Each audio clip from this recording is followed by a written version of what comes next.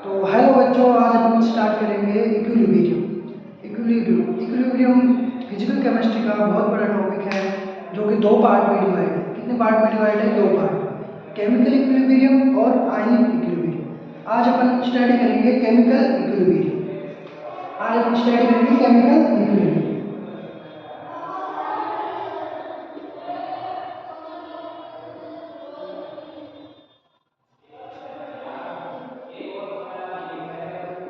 Chemical equilibrium अपन देखेंगे equilibrium क्या होता है।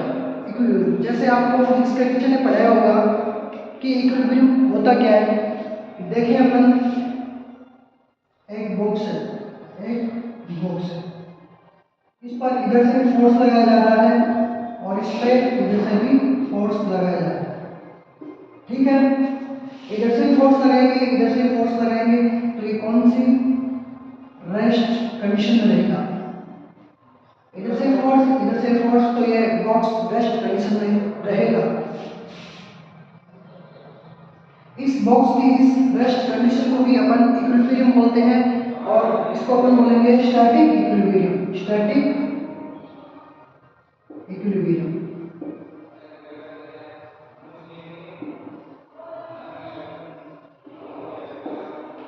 बॉक्स की इस रेस्ट कंडीशन को अपन बोलेंगे स्टैटिक इक्विलिब्रियम।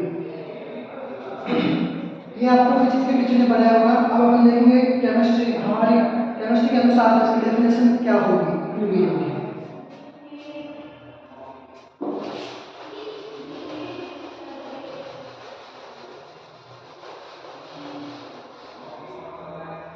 इक्विलिब्रियम की डेफिनेशन अपन एक छोटे से डायग्राम से देखेंगे।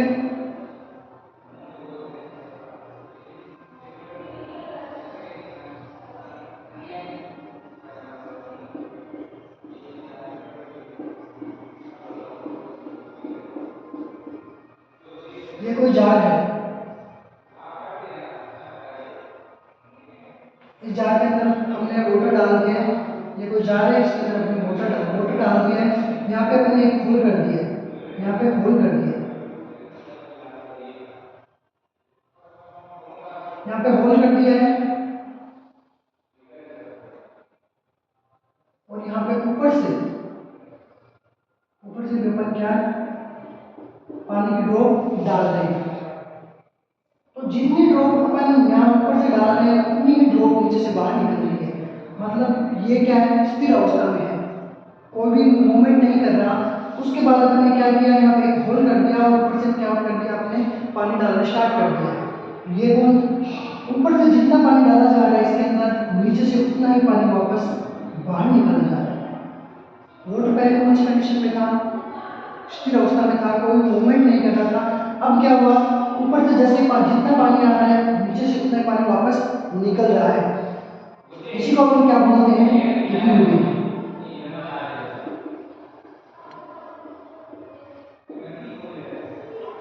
एक समय ऐसा आएगा कि अपन को लगेगा कि कोई भी मूवमेंट नहीं हो रहा है, जितना पानी ऊपर से आ रहा है नीचे से जा रहा है, अपन को इस जार के अंदर कोई भी मूवमेंट नहीं दिखेगा। इसी को अपन बोलते हैं इक्विलिब्रियम। पानी अंदर आ रहा है, मतलब अपन पानी फॉरवर्ड कर रहे हैं, फॉरवर्ड रिएक्शन। पानी बाहर आ रहा है, बैकवर्ड रिएक्शन।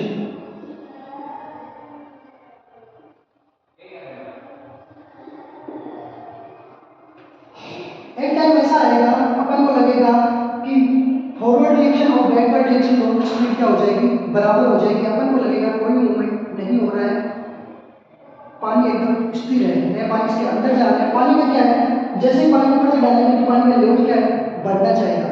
लेकिन वास्तव में पानी का लेवल बढ़ना चाह रहा है लेकिन बढ़ नहीं रहा है, और पानी बाहर निकल रहा है, पानी का लेवल घटना चाह रहा है लेकिन वाटर का लेवल क्या है, घटेगा नहीं। ये कंडीशन होती है, इसी कंडीशन को अपन बोलते हैं इक्विलिब्रियम। इस इक्विलिब्रियम को अपन बोलेंगे डायनामिक इक्विलिब्रियम। डायनामिक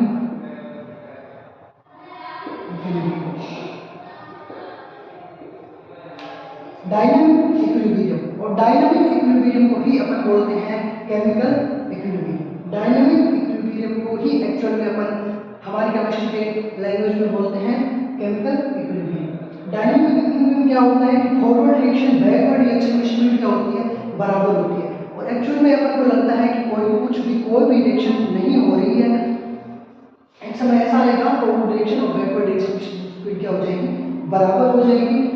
बराबर हो जाएगी उस कंडीशन को अपन बोलेंगे dynamic equilibrium, chemical equilibrium. Static equilibrium क्या है, स्टैटिक इक्विलिब्रियम में कोई भी रिएक्शन नहीं हो रही थी, कोई भी रिएक्शन नहीं हो रही थी। डायनेमिक इक्विलिब्रियम में फॉरवर्ड रिएक्शन और बैकवर्ड रिएक्शन दोनों क्या है, बराबर है, स्पीड क्या है, बराबर है। इसी को अपन बोलेंगे केमिकल इक्विलिब्रियम।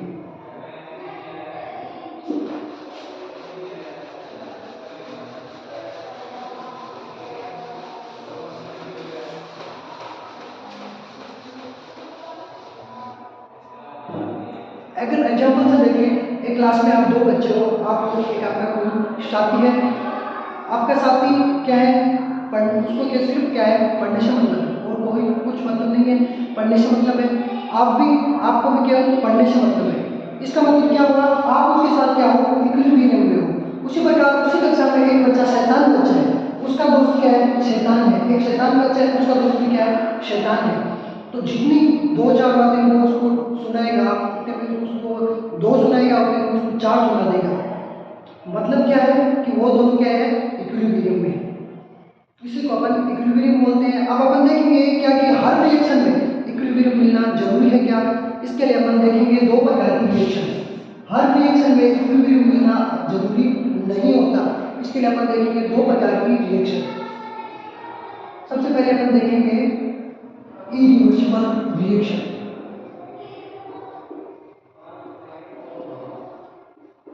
इरिवर्सिबल रिएक्शन,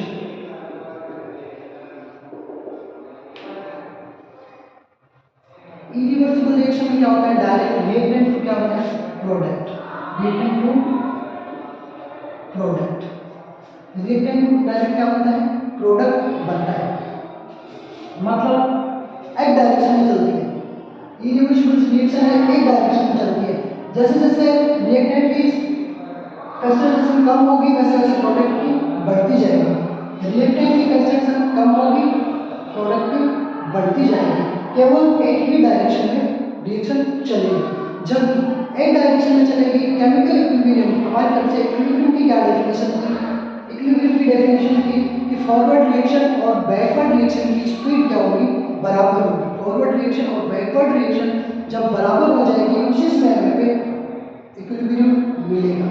लेकिन यहाँ पे ऐसा कुछ नहीं होता। रिएक्टेंट की कंसंट्रेशन समय के साथ घटती है, प्रोडक्ट की समय के साथ बढ़ती है और रिएक्टेंट प्रोडक्ट में कन्वर्ट हो जाता है।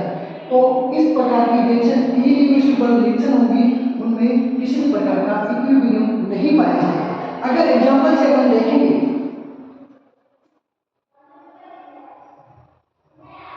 एग्जांपल से अपन देखेंगे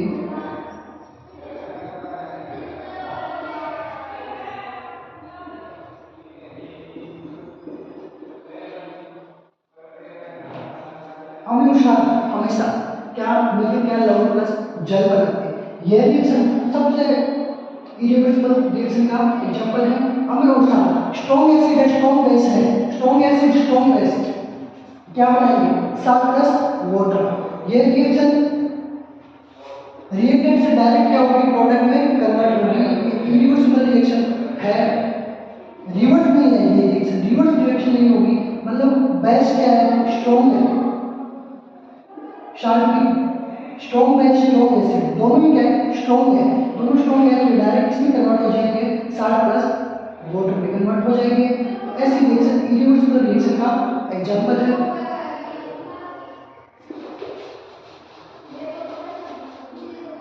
एक बहुत अच्छा सा एग्जांपल हम देखेंगे, AgNO3 प्लस NaCl।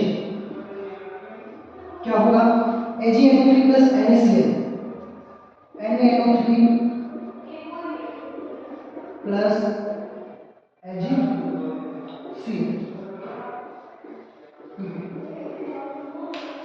ये रिएक्शन क्या है, इरिवर्सिबल रिएक्शन का एग्जांपल है हमारे सामने। मतलब हर रिएक्शन में इक्विलिब्रियम मिलना कोई आवश्यक नहीं है। स्ट्रॉन्ग बेस स्ट्रॉन्ग एसिड मिलके क्या वाटर प्लस सॉल्ट बनाएंगे, इरिवर्सिबल रिएक्शन नहीं होगी। इसी प्रकार AgNO3 प्लस NaCl बहुत पॉपुलर एग्जांपल है। AgNO3 NaCl NaNO3 plus HCl, ये भी इरिवर्सिबल रिएक्शन है। दूसरा क्या होगा हमारे सामने, मतलब इरिवर्सिबल रिएक्शन में हमारे पास इक्विलिब्रियम नहीं मिलेगा। अब अपन देखेंगे 2 नंबर पे अपन किसकी बात करेंगे, रिवर्सिबल रिएक्शन।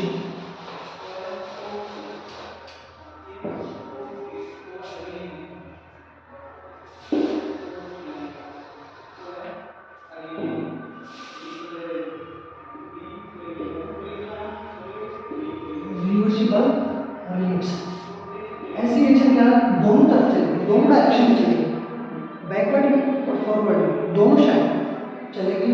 मतलब reactant to product, reactant to product, ये दोनों डायरेक्शन में चलेगी। देखिए एग्जांपल से,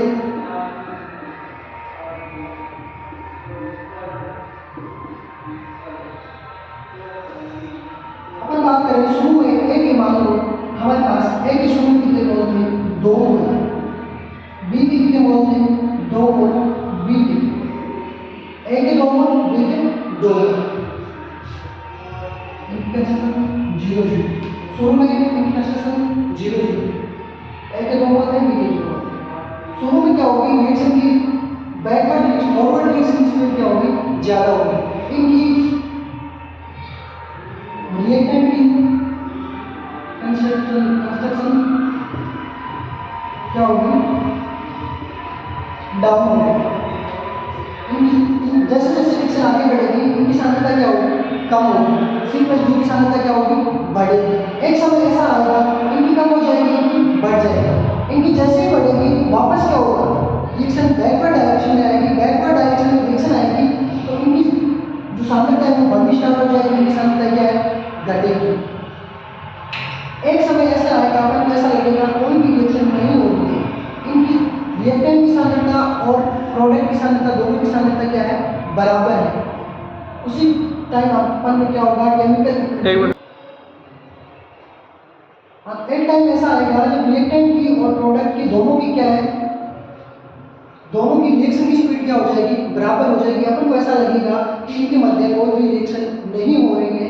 उसी से अपन को क्या होगा, केमिकल इक्विलिब्रियम प्राप्त होगा।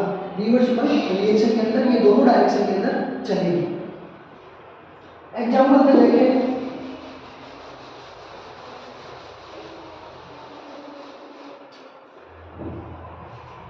अपन देखेंगे हेबर निर्माण से अमोनिया बनाएंगे।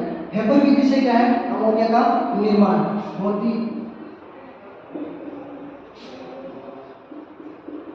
दोनों डायरेक्शन में चलने वाली रिएक्शन है। N2+3H2 2NH3, ये रिएक्शन क्या है, रिवर्सिबल रिएक्शन है। और इस रिएक्शन में हमें क्या मिलेगा, इक्विलिब्रियम मिलेगा। एक एग्जांपल और देखिए, PCl5,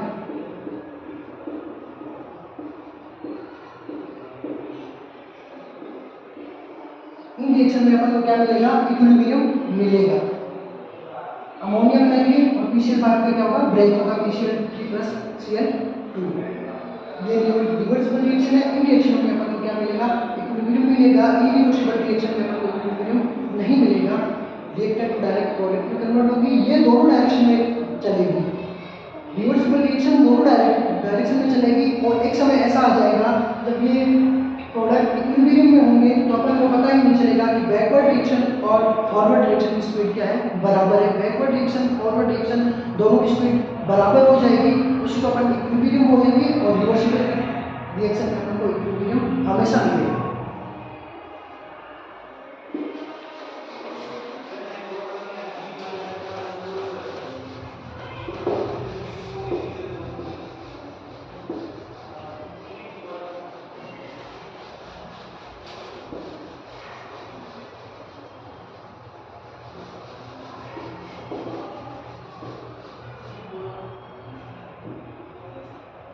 कुछ ग्राफ के माध्यम से बात करेंगे अपन।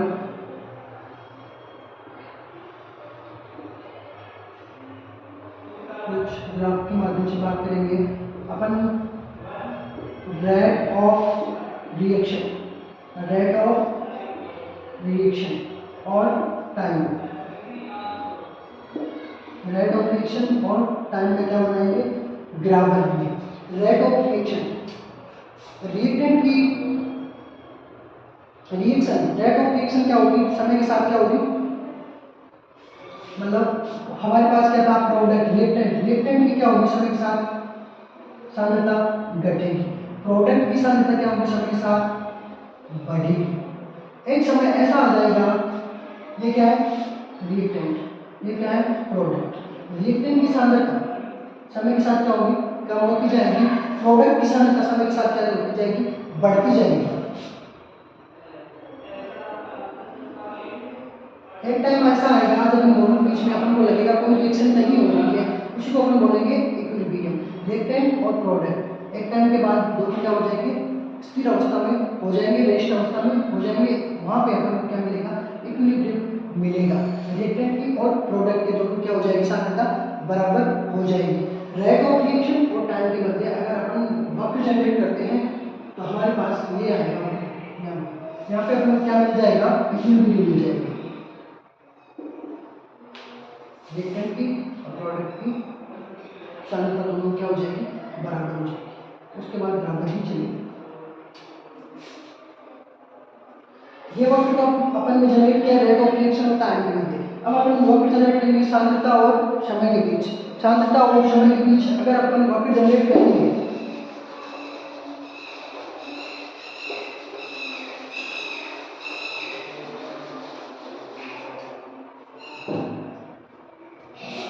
और फिर देखेंगे अपन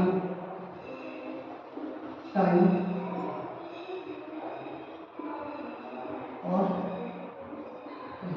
सांद्रता के बीच वक्र देखेंगे, क्या होगा, प्रोडक्ट की रिएक्टेंट की जो सांद्रता है वो समय के साथ क्या होगी, कम होती जाएगी, रिएक्टेंट की सांद्रता है जो समय के साथ क्या होती जाएगी, कम होती जाएगी, और प्रोडक्ट की क्या समय के साथ क्या होती जाएगी, बढ़ती जाएगी, प्रोडक्ट की रिएक्टेंट की कम होती जाएगी, प्रोडक्ट की समय के साथ क्या होती, बढ़ती जाएगी, रिएक्टेंट की कम होगी, प्रोडक्ट की सांद्रता क्या होगी, बढ़ेगी।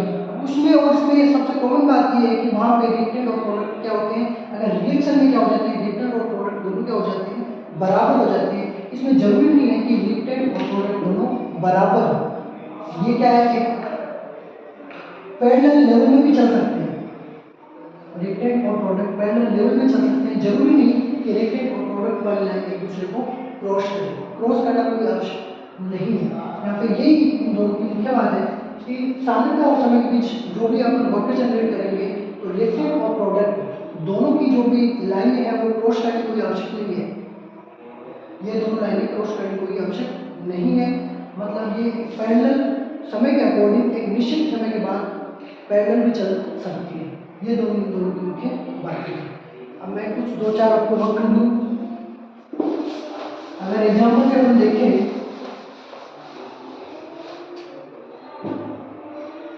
एग्जाम्पल देखिए,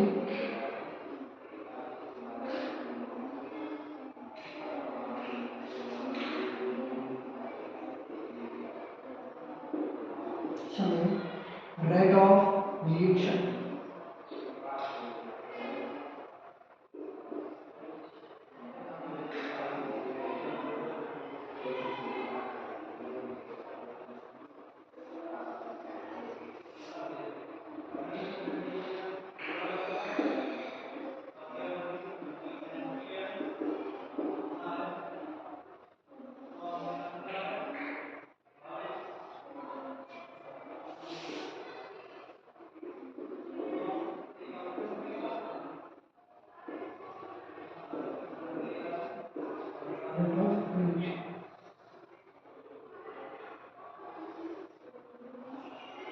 रेट ऑफ रिएक्शन टाइम के लिए तीन वक्र जनरेट किए हैं, रेट ऑफ रिएक्शन समय के साथ क्या हो जाएगी,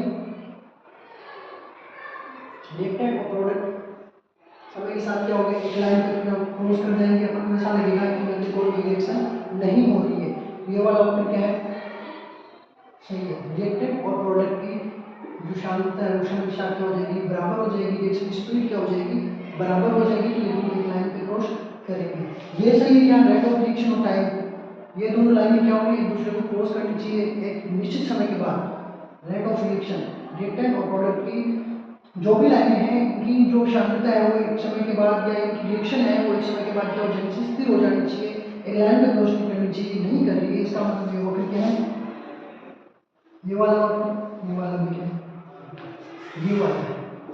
अगर रेट ऑफ रिएक्शन का समय के साथ वक्र बनाएंगे तो ये लाइन एक दूसरे को हमेशा हमेशा क्या करेगी, क्रॉस करेगी।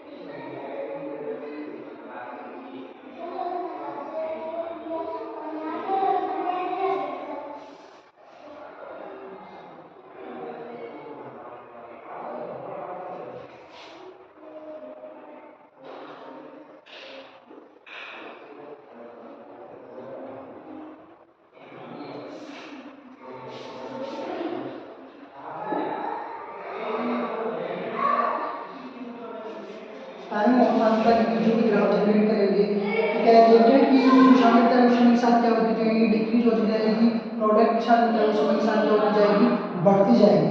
तो जरूरी नहीं है कि ये दोनों एक दूसरे को एक लाइन पे क्रॉस ही करें, क्रॉस कर भी सकती है और लाइन क्रॉस नहीं भी कर सकती है। मतलब पहले वाला वक्र क्या हमारे पास करेक्ट है, पहले वाला वक्र क्या है, करेक्ट है। मिल भी सकती है रिएक्टेंट और प्रोडक्ट, नहीं भी मिल सकती है, ऐसी कोई जरूरी नहीं है। इसी प्रकार दूसरे वाला ये क्या है, रिएक्टेंट है, ये प्रोडक्ट है। रिएक्टेंट और प्रोडक्ट ये दोनों क्या है, समय के साथ क्या हो रही है, डिक्रीज हो रही है। प्रोडक्ट की सांद्रता क्या समय के साथ बढ़ती जा रही है और एक निश्चित समय के बाद क्या हो रहे हैं, तीनों क्या है, पैरेलल चल रहे हैं, तीनों पैरेलल चल रहे हैं। जरूर इनकी कम हो रही है, इसकी बढ़ रही है। इसका मतलब ये नहीं है कि ये तीनों आपस में एक दूसरे को क्रॉस ही करें, ये वक्र भी हमारे पास क्या है, सही है।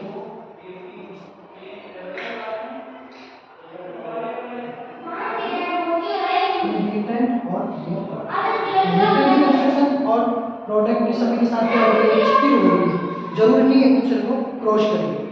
इसका मतलब ये क्या है, ये वक्र भी हमारे पास सही है। इस वक्र का थोड़ा सा ध्यान रखना है। वक्र ऐसे क्वेश्चन कई बार एग्जाम में पूछे जा चुके हैं, यहाँ की सबसे इम्पोर्टेंट बात यही थी। और अब अपन इसका डिस्कस करेंगे केमिकल के संदर्भ में लाशकालीन नियम, लाशकालीन नियम बहुत इंपॉर्टेंट और बहुत ही इजी कल अपन डिस्कस करेंगे। इन वक्र को आप कल देख के आओ।